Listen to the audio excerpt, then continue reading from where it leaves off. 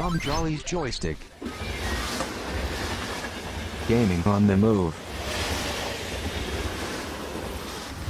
The good thing about books is that you can take them around with you wherever you go. The bad thing about books, well, is that they're books, not computer games. So ever since games were first invented, man has strived to make them portable. To be honest, the results have been fairly crap.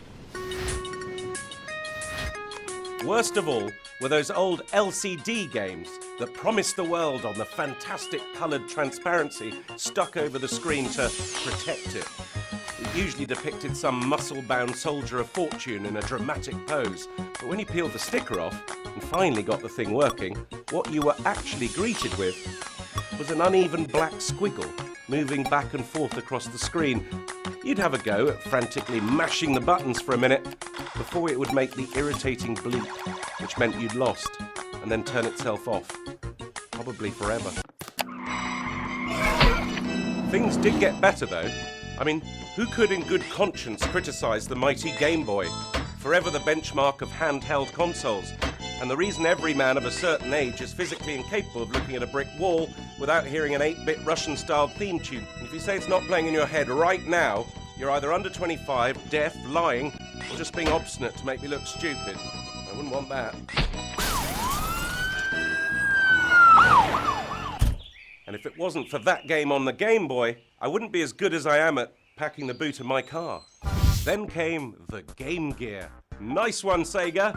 Change boy to gear, and it's totally not a rip-off at all.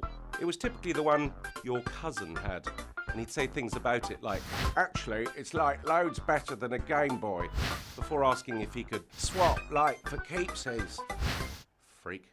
Now, I'd like to say that after the Game Gear, it all sorted itself out, but I can't, because we then entered the terrible doldrums of game-friendly phones, like the Nokia N-Gage.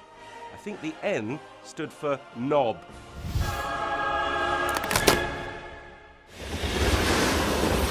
But eventually we surface, gulping for air at the present day, the age of the app, where the iPhone reigns supreme, and no tube journey or funeral need be devoid of entertainment anymore. But this is not without its problems. It's led to the emergence of the iPhone zombie, dead-eyed people across the planet, staring at their phones as they cross the road, sit down for a romantic dinner, operate heavy machinery. We can't help it. We know you shouldn't. We've already got 400 games cramming up our SIM cards. We can't possibly need any more, but it's only 59p.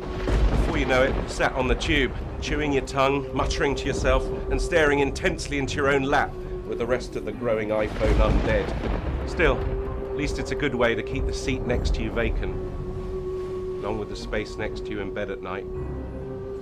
See you next time.